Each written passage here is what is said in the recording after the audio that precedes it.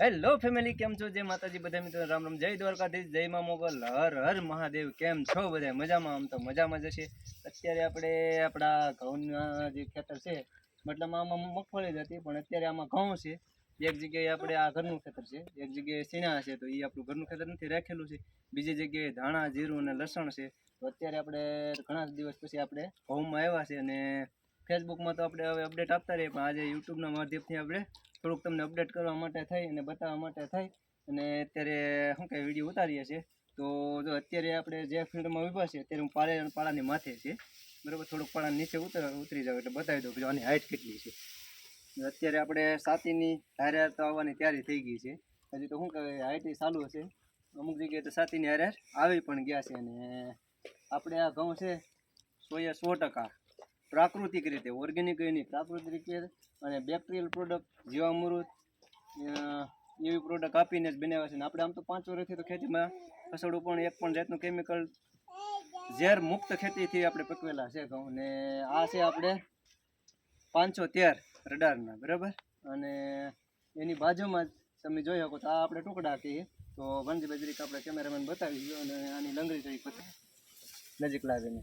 જો આપણે આમાં અત્યારે તો શું કહે હજી દાણો ભરાણો નથી, કૂણો દાણો છે, બરાબર. તો આમાં અત્યારે એવરેજ આપણે 1માં 3 દાણા હોય એકોલામાં, તો એવી 16 એટલે 50 થી 60 દાણાનું એવરેજ છે. અમુક જગ્યાએ 17-18 છે, પણ આપણે એવરેજ કહીએ છીએ, બરાબર ને?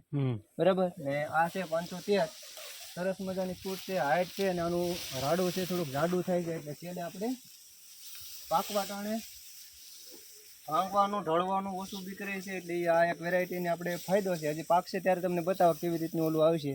અને આમાં જો બે એક જ સાથે વાવેતર કરેલ છે, એક જ દિવસનું, બરાબર ને ભાઈ?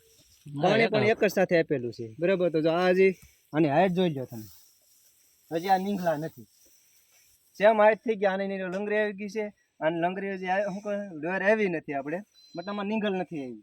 હવે દેખાય છે ગાભામાં, આની તમને લંગરી બતાવી દઉં, બતાવો તો ભાઈ. હવે જો આની 2 ઇંચની લંગરી થાય છે, એમાં પણ આપણે 16-17 દાણાની મતલબમાં ઓલાની એવરેજ છે, એટલે 16 × 3 આપણે 1માં 3 4 હોય, પણ આપણે એવરેજ 3ની મારીએ તો એમાં પણ અત્યારે 50-60 દાણા છે. તો આ ઘઉં છે એ ક્યાં છે ભાઈ? તમને જે યુટ્યુબના માધ્યમથી નથી બતાવ્યું, પણ જે ફેસબુક વાળા તો ઓળખી જ જાય. આ છે સોનામોતી ઘઉં, ને આ છે 513. આ ટુકડા ને શું કે ઓલા છે, આપણે ખાલી 8 કિલો વાયા હતા, પણ એટલું આની ફૂટ થાય છે ને કે વાત તમે પૂછો. અત્યારે આપણે પાળાની ઉપર છે, પણ છતાં પણ જો અત્યારે મારી બે પહેલા આપણે એવું હતું કે આની હાઈટ નહીં થાય, બરાબર ને ભાઈ? હા, પહેલા એમ દેખાતું હતું, પહેલા એવું દેખાતું કે આની હાઈટ એટલી બધી નહીં થાય, કારણ કે એની વેરાયટી આખી અલગ છે. સોનામોતી જે લોકો ખાધા છે, જોયા છે એને ખબર. બાકી જે લોકો આપણા ખેડૂત બહુ ઓછા, અમારા એરિયામાં બહુ ઓછા જોયા છે. તો આ છે જુવારના દાણા જેવો દાણો થાય, એટલે તમે આની લંગરી જોઈને સમજી શકો છો કે જેવી જુવાર આવે એવો જ આ ઘઉં થાય. બહુ ટેસ્ટી થાય છે ખાવામાં, અને ડાયાબિટીસ સુગરવાળાને માટે બહુ એક શું કહેવાય ફાયદારૂપ છે એવું કહે તો હાલે. બહુ આમાં સુગરનું પ્રમાણને બહુ ઓછું હોય, એટલે બીપી, ડાયાબિટીસ, સુગરને કંટ્રોલ કરે, અને બહુ ખાવામાં પણ બેસ્ટમાં બેસ્ટ વેરાયટી મીઠી આવે છે, બરાબર. પણ પાકશે એટલે તમને બતાવીશું.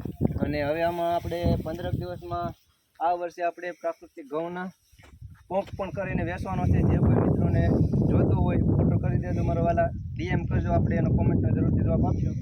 થોડાક દિવસમાં હવે પોંક ત્યાં થાય એટલે પોંક પણ આપણે વેચવાની શરૂઆત કરીશું. બાકી શેણા પણ હવે આપણે થોડાક દિવસમાં પોપટા ભરાવા મળ્યા છે, તો શેણા પણ આપણે શું કે પોપટા બનાવીને અથવા લીલા જોતા હોય તો એ પણ મળી રહે. પણ ભાઈ જો સારું ખાવું અને સસ્તું ખાવું બે વસ્તુ ક્યારેય ન બને, બરાબર ને ભાણજીભાઈ? હા, કોઈ દિવસ સસ્તું સારું નથી હોતું, અને સારું છે કોઈ દિવસ સસ્તું નથી હોતું. એટલે ઓર્ગેનિક છે, પ્રાકૃતિક છે, એ જવાબદારી તમને જો ક્યાંય પણ કેમિકલ સાબિત કરી દો તો તમને જે વસ્તુ લ્યો ને ફ્રીમાં, બરાબર ને?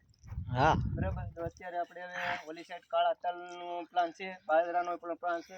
તો એ બધું જો અત્યારે રોટોવેટર આપણે જો ચાલુ હતું ત્યારે રોટોવેટર હાંકી રહ્યા હતા. આમ તો રોટોવેટર પડું તૈયાર કરવા માટે જ આવ્યા હતા, એ વાવેતર કરશું ત્યારે બતાવીશું કે હું વાહું, બરાબર. તો એ પડું ત્યાં તૈયાર થાય છે.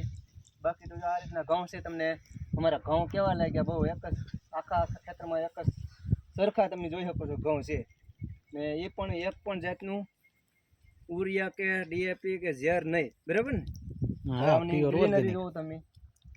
બાકી તો ઘણા એમ કહે છે કે ભાઈ પ્રાકૃતિકમાં ને ઓર્ગેનિકમાં નથી થતું, પણ ભાઈ મહેનત જોઈએ, મહેનત સિવાય થતું નથી. ભાણજીભાઈ આ બાજુ દેખાવી દો આપણી ફેક્ટરી. આ તમને થોડુંક એ બાજુ પણ મુલાકાત કરાવી દઉં. અને આમાં ભાણજીભાઈ કેટલા લીટર બેક્ટેરિયા પીધા છે? બેક્ટેરિયા પીધા 2200 લીટર. 2200 લીટર પી ગયા છે બરાબર ને, હજી તો પાવાના છે એટલું આ વાડીએ છે. બાકીના મૂળ બેક્ટેરિયા મધર કલ્ચર છે પેલી વાડી આપણે છે, ત્યાંથી આપણે જોઈએ એ પ્રમાણે આ બાજુ લાવતા રહે એમાં બનાવેલા છે કે ત્યાં થોડાક રહ્યા હે જો અત્યારે આમાં પણ જો ત્યારે જ છે, તો આમાં પાવાનું અમારે ચાલુ જ હોય. એમાં ખાલી પાણી ભર્યું પાછું અત્યારે પાણી ભરીને પાછું તૈયાર કરવાનું છે, આ બેમાં એમ જ છે.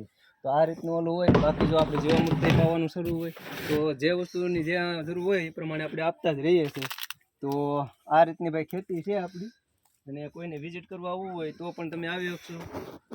રોહિસા ભવાની પ્રાકૃતિક ફાર્મ, પ્રવીણભાઈ બાંભણિયા ખાલી નામ દેજો એટલે ગમે એ ઓલા કરી જાય તમને. ગામ રોહિસા, તાલુકો જાફરાબાદ ને જિલ્લો અમરેલી. જે કોઈને આપણા ફાર્મની વિઝિટ કરવી હોય તો પણ વિઝિટ કરી શકો છો. સબ્જીમાં તો ટોટલિંગ છે, શાકભાજીમાં આપણે બધી છે અત્યારે હાલમાં. જરૂર બહુ ઝાઝો નથી પણ થોડું થોડું ખાવા પૂરતી ને થોડું ઘણું વેચાણ પૂરતી પણ નીકળે છે.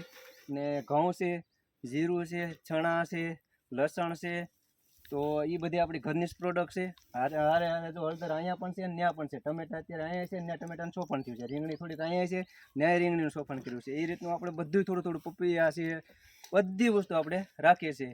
તો જે કોઈને જે વસ્તુની જરૂર હોય પ્રાકૃતિક ખાવું, સારું ખાવું, તો આપણો કોન્ટેક્ટ કરજો. અને પહેલાં જોઈજો, વાડી આવો, મુલાકાત કરો, પહેલાં જોવું કે કઈ રીતની આપણી ખેતી છે, હું વાપરીએ છીએ, ને પછી આપણે પ્રોડક્ટ લેવાની છે. ખાલી વાતું નહીં, વાપરો, ખાઓ, મીઠાશ લાગે ને તો જ પૈસા આપજો, બાકી નહીં આપતા. તો ચાલો આજે આપણે ખીહેરનો મકર સંક્રાંતિનો ટાઢો પર છે.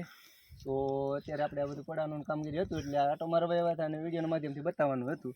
તો આ રીતનું હતું. તો ચાલો, જે મિત્રો નવા હોય ફેસબુકના માધ્યમથી હોય તો ફોલો કરવાનું ભૂલતા નહીં. થોડુંક ફોલો કરતા રહો, તમને પણ ખબર પડે કે મિત્રો આપણા જોઈ છે એ આપણું દૂધ દોણામ જાય છે, બહાર નથી જતું.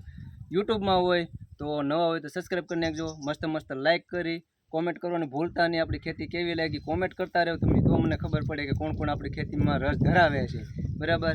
અને વિડીયો સારો લાગે તો બીજા ખેડૂત મિત્રોને અથવા તો કોઈ જરૂરિયાતમંદોને શેર કરજો. જય માતાજી, બાય બાય.